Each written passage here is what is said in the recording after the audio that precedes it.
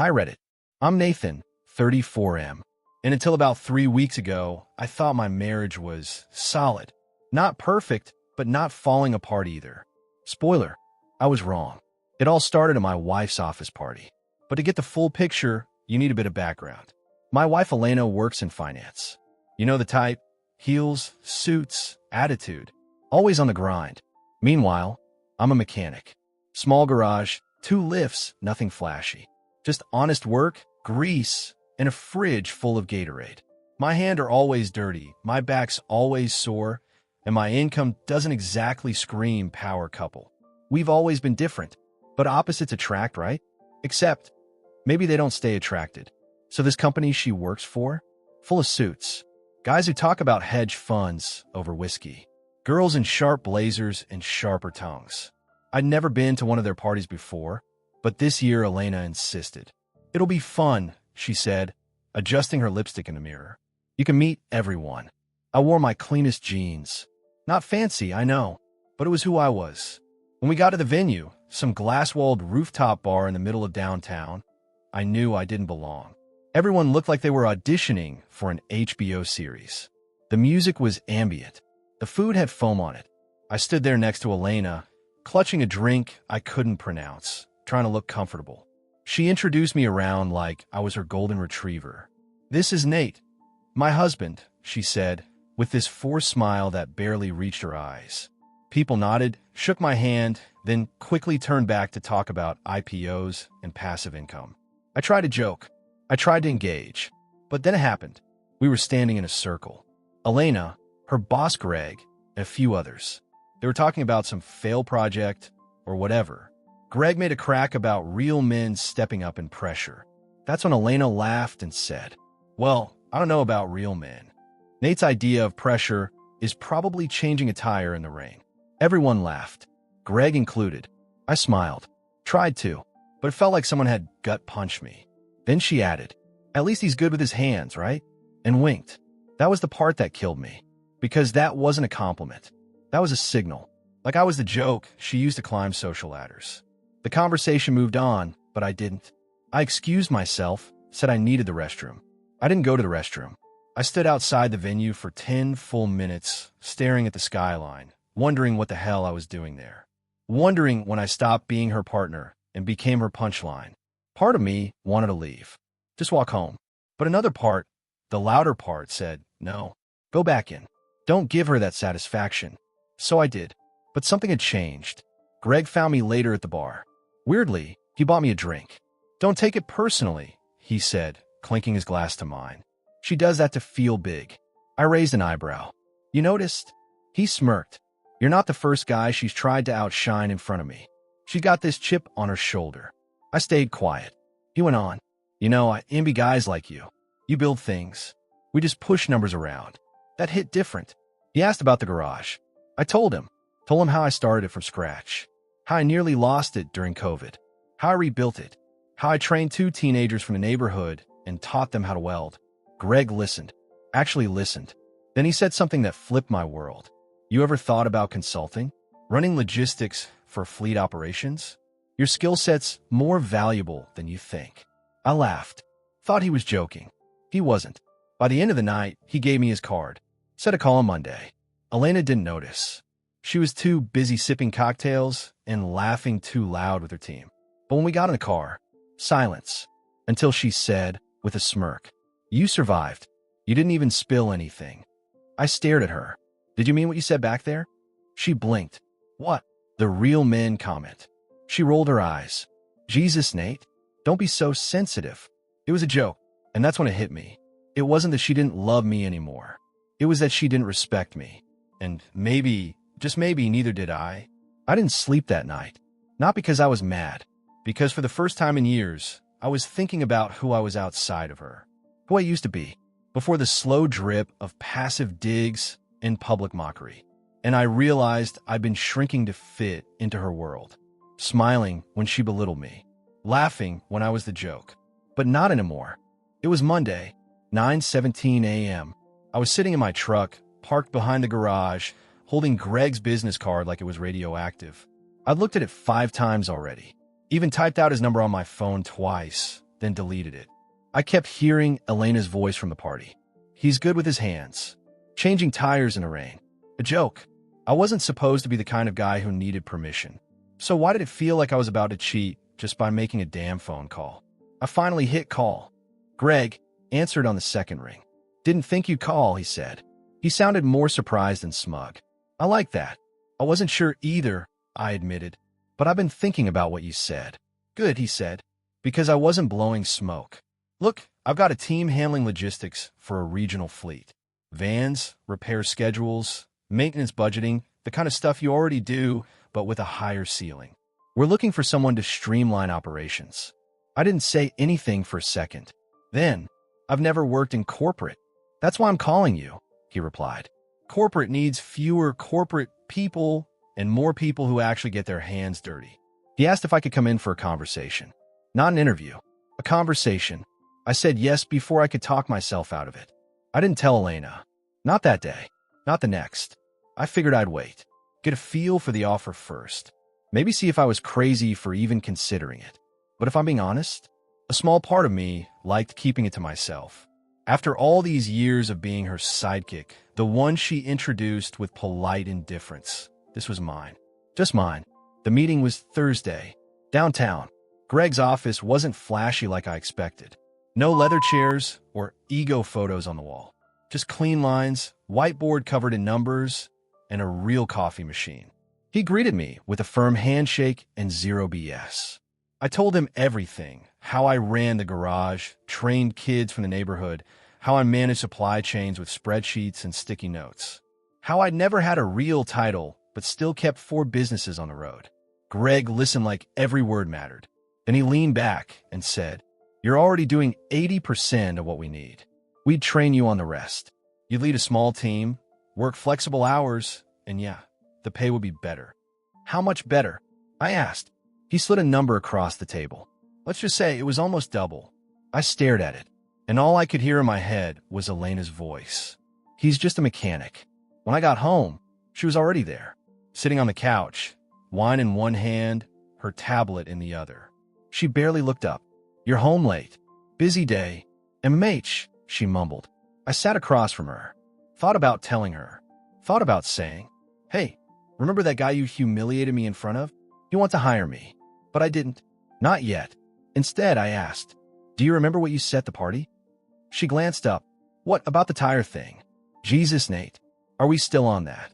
"I just want to know," I said, trying to stay calm. "Was it a joke? Or did you mean it?" She rolled her eyes. "Can we not do this again? You always take everything so personally." "No," I said. "You just never take me seriously." Her eyes narrowed. "What's that supposed to mean?" I didn't answer. Not because I didn't know. Because if I did, the whole damn dam might break. That night, I barely slept. Not because I was angry, but because I was done being angry. It wasn't hot anymore, it was cold. Quiet. Dangerous. I lay there thinking, when did we stop being partners? When did I stop being enough? The next morning, Greg sent me a formal offer. PDF. Contract. Everything. All I had to do was sign. I stared at it for 10 minutes. Then I called him. "I'm in," I said. He didn't cheer. Didn't overdo it. Just, "Glad to have you on board, Nate. Let's build something." I still didn't tell Elena. I was waiting for the right moment. That moment never came. But the wrong one did. It was the weekend. We were at brunch with some of her work friends. Same rooftop vibe. Same fake laughs. She was holding court again, wine in hand, telling some story about a client meltdown. Then, completely unprovoked, she threw me under the bus again. "Nate still thinks a whiteboard is high-tech," she laughed. "I swear he's the analog king." Everyone chuckled. I didn't, because that's when it clicked. It didn't matter how much I earned, what job I had, what suit I wore.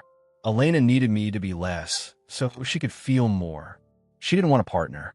She wanted an accessory. I stood up, placed my napkin down, and said, "Actually, I signed a corporate contract yesterday." The whole table went quiet. Elena's boss offered me a role after she made fun of me in front of him. Her face froze. I looked her dead in the eyes. "I'm not your punchline anymore." Then I left. I didn't wait for her to follow. I didn't need her to. I didn't even make it to my truck before my phone started blowing up. Elena, 2 missed calls. Elena, 5 messages. What the hell, Nate? You're embarrassing me. Why would you say that in front of everyone? Call me. Now. I didn't call her. I went home. Alone. And for the first time in what felt like years, I felt calm. Not victorious. Not smug. Just quiet. Like my body had finally stopped screaming for attention, and my mind had stopped apologizing for existing. I cracked open a beer, sat in the garage, and stared at the engine I'd been rebuilding for weeks. Something about the silence, the tools, the smell of oil, it reminded me who I really was. Who I'd always been before I let someone like Elena turn me into a running joke with a wedding ring. She came home 3 hours later, stormed into the garage like a hurricane in heels. "You humiliated me," she shouted, slamming the door behind her. I didn't even look up, just kept tightening a bolt. "Funny, that's how I felt at your office party." "Oh, come on," she said, waving her hand. "You're still on that." I put the wrench down, finally looked at her. "You made me a joke in front of your entire company. More than once." "I was joking, Nate. People knew I didn't mean it." "No," I said. "You meant it. That's why it was funny." She blinked. I stood up. "You don't respect me, Elena. And you haven't for a long time." She scoffed. "That's not true. Then why is everything I do just something to laugh at?" She crossed her arms. "Why are you being so dramatic about this? You're the one who threw a tantrum at brunch like a child." "I didn't throw a tantrum," I said. "I told the truth. In public. Just like you've been doing for years." Silence. Then she cracked. Not angry, but panicked. Her voice dropped. "You're serious about this job?" "Dead serious." "With Greg?" "Yep. The same Greg who saw something in me that you forgot existed." She looked like I'd slapped her. We didn't talk for the rest of the night. She stayed in the bedroom. I crashed on the couch. Around 1 a.m., I heard her crying behind the door. Part of me wanted to go in, comfort her, say something that would make it all easier. But the bigger part of me was done doing emotional CPR for a woman who only noticed me when someone else respected me first. The next day, she tried to backpedal. Made coffee. Made small talk. Even wore that old hoodie of mine she once said smelled like diesel. I didn't play along. She sat across from me, fidgeting with her mug. "I was out of line," she finally said. "At the party. At brunch. I get it. I shouldn't have said those things." I nodded. "Thank you. I don't know what came over me." "It didn't come over you, Elena. It's who you are when you think no one's watching." That stung. She looked down. Then, in a voice barely above a whisper, "Are you leaving me?" I paused. Because truthfully, I didn't know. I was still in love with the idea of us. The us we used to be. The us before the ego, the digs, the cold shoulders. But the real version of us? I didn't even recognize it anymore. "I don't know," I said honestly. "But I'm not going to stay just to be your punchline." Tears welled up in her eyes. "I didn't mean to hurt you." "But you did," I said. "And you kept doing it." She started crying for real now. Full on, shoulders shaking. "I didn't think you'd ever leave. I just thought you'd always be there." "Exactly," I said. "You thought I had nowhere else to go. That I needed you." She nodded, crying harder. "I was scared. You always seemed so fine. I felt like I had to be bigger to matter." That hit me sideways. So all this time, the jabs, the digs, they weren't just control. They were fear, insecurity, projection. I'd been shrinking while she was inflating her own image to feel safe. I sat in that silence with her for what felt like forever. Then I stood up and said the most honest thing I've ever said to her. "I'll stay, Elena, but only if we go to therapy. Real therapy. And only if you stop treating me like a prop in your LinkedIn highlight reel." She looked at me with this mix of hope and shame. "You'd really do that?" "I try," I said, "but only once." That night, she texted me a screenshot of a therapist's appointment. She even offered to pay for the first few sessions herself. I didn't say much. Just, "Thanks." So here we are. I start the new job in a week. I sleep in the guest room, for now. Elena's walking on eggshells, trying, I think. But trying doesn't erase the cracks. Trying doesn't undo the years. Still, it's a start. Our first therapy session was awkward as hell. We sat on opposite ends of the couch like strangers at a bus stop. Elena clutched her handbag like it was a seatbelt. I kept bouncing my leg like I was trying to shake off 10 years of resentment. The therapist, Jules, was in her late 40s. Calm voice. No fake sympathy. I liked her immediately. She started with the basics. What brings you two here? Silence. Then Elena said, I made some mistakes. Jules raised an eyebrow. What kind of mistakes? Another pause. Then, without looking at me, I made my husband feel small. And just like that, it was all on the table. Over the next hour, we unpacked a decade of imbalance. How I always supported her career, but she joked about mine. How I sat through 100 corporate dinners, but she never once came to the shop. How she introduced me like a pet. How I let her. At one point, Jules asked Elena, why did you ridicule Nate in public? Elena hesitated. I don't know. I guess I was trying to be funny. Or maybe I was afraid people wouldn't respect me if they thought I married down. That last part, that stung, but it was honest. And honestly, I think I needed to hear it out loud. We did 3 sessions that week. Things got real. Fast. Jules didn't let either of us off the hook. She called Elena out for her passive-aggressive behavior. But she also looked at me and said, why did you tolerate this for so long, Nate? That one hit deeper than I expected. Why did I stay silent? Was I afraid of confrontation? Or did I think I deserved the scraps? Truth is, I'd accepted her disrespect so often it started feeling normal. Like it was just part of being the supportive husband. That session wrecked me more than any fight ever did. Afterwards, we sat in the car in silence. Elena finally said, I didn't know you felt all of that. I nodded. And I didn't know you needed to feel above me just to feel safe. She didn't deny it, just whispered, I'm sorry. But then on session 5, Jules asked the question that cracked everything wide open. Elena, where do you think this need to dominate comes from? Elena froze. I don't know. Jules waited. Elena's fingers twisted the strap of her bag. Then, voice barely audible, she said, I cheated. The room dropped into dead silence. I blinked. What? She swallowed. Once. Last year. It was stupid. It didn't mean anything. Who? I asked, even though I already knew. She looked down. Someone at work. Of course. Of course. It wasn't just the jokes. The digs. The power plays. It was guilt. She'd been tearing me down because, deep down, she knew she'd betrayed me and couldn't handle the mirror of my loyalty. I stood up, pacing. Was it Greg? I asked. She shook her head quickly. No, not him. Someone else. A consultant. He's gone now. And what? I snapped. You just thought you'd bury it? Pretend it never happened? I was scared, Nate, she cried. I didn't want to lose you. So instead you humiliated me for a year.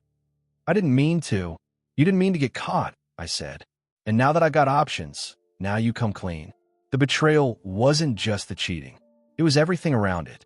The lies, the deflection, the way she weaponized my patience. Jules stepped in. Do you want to take a break, Nate? I shook my head. No, I want it all out. You made me feel like a loser, I said. And the whole time, you were the one lying. Tears ran down her face. I hated myself, she whispered. I hated what I did. And every time you were kind to me, I felt worse. I turned to Jules. What do people usually do after this? She said calmly. Some couples rebuild. Some separate. The choice is always yours. That night, I didn't go home. I stayed at a cheap motel near the shop. Needed space. Needed silence. She texted me nonstop. I'm sorry. I want to fix this. Please come back. I didn't respond. Instead, I stared at the ceiling and asked myself the question Jules had asked me days ago. Why did I tolerate this? And a scarier one followed. Do I even want to rebuild with her anymore? The next morning, I went to the garage early, turned on the lights, cracked the bay doors, and sat on the hood of a beat-up Mustang with coffee in my hand, letting the morning sun hit my face. And for the first time in a long time, I didn't feel like her husband. I felt like me. It took me 3 full days to reply. 3 days of silence. 3 days of sleeping at the shop, eating from vending machines, drinking black coffee, and breathing in the smell of motor oil and independence. During those 3 days, Elena messaged me nonstop. Long walls of apologies. Screenshots of therapy homework. A photo of the couch where she said she sat crying every night. She didn't ask me to forgive her. She begged me. But here's the thing I realized while laying on a metal creeper under a broken Dodge. Just because someone is sorry doesn't mean you have to keep them in your life. On the third night, I drove back home. She opened the door like she hadn't slept, like she was holding her breath for days. "Nate," she whispered. I walked in. No hugs, no dramatic music, just silence. We sat at the kitchen table, the same table where she once laughed about me to her friends. She spoke first. "I know I don't deserve anything," she said quietly, "but I'll do whatever it takes to fix this." I nodded. "I believe you. I'll go to therapy twice a week. I'll quit my job if I have to." I shook my head. "That's not the problem anymore." She looked confused. "Then what is?" I took a deep breath. "The problem is, I don't trust you. And worse, I don't want it anymore." You could see it hit her, like she'd been holding on to this idea that I'd eventually fold, that the old Nate, the silent, loyal, easygoing guy, would come crawling back if she just cried hard enough. But that version of me, he didn't live here anymore. She reached across the table. I didn't take her hand. "I'll regret what I did for the rest of my life," she whispered. "I'm sure you will," I said. "But I'm not staying just to be your punishment." She covered her mouth and broke down. Full sobs. Shaking. I waited. Not out of cruelty, but out of closure. When she finally caught her breath, she asked, "Is there any chance you'll come back?" I looked her in the eyes and said, calmly, "No, I'm done." I packed the rest of my stuff that night. She didn't stop me. She just sat there on the couch in that hoodie she used to wear to look cute for me. Now it just looked like armor that didn't work. I took my duffel, my toolbox, and Toby, the stray shop dog who somehow became my roommate. I left the house, left the marriage, left the old version of myself on that doorstep. It's been 2 months. I'm now officially head of fleet logistics at Greg's company. Funny how life works, huh? He saw more in me in one conversation than Elena did in 10 years. I moved into a small rental above the garage. Nothing fancy but mine. Clean walls. Quiet nights. No one mocking me for the way I fold laundry or the way I speak. My guys at the garage still joke around, but now I joke back because it's not passive-aggressive, sniping masked as banter. It's real. It's mutual. Greg stops by sometimes. We talk business, life, divorce. Turns out he went through something similar 5 years ago. "Best thing that ever happened to me," he once said, sipping beer next to me on the lift bench. I think I finally get what he meant. Elena? She still goes to therapy from what I hear. She texted me once, not asking for me back, just saying she respected my decision and hoped someday I'd find peace. I never responded. Not out of spite, just because I already had. So why am I posting this? Because I know someone out there is reading this with that same knot in their stomach. That same feeling of being small in their own marriage. That same dull ache of not knowing if you're the crazy one for being hurt. You're not. You deserve respect. You deserve to be seen. And if someone makes you feel like you're too sensitive, too soft, too not enough, walk. Not for revenge. Not for drama. Just for you. Because I stayed quiet for years thinking love was supposed to hurt sometimes. But real love? It doesn't humiliate you. It doesn't shrink you. It doesn't cheat and then blame your silence. So yeah, she laughed at me in front of her coworkers. She cried when I walked away. But me? I smiled when I finally remembered who the hell I was. And I haven't stopped smiling since. See you later.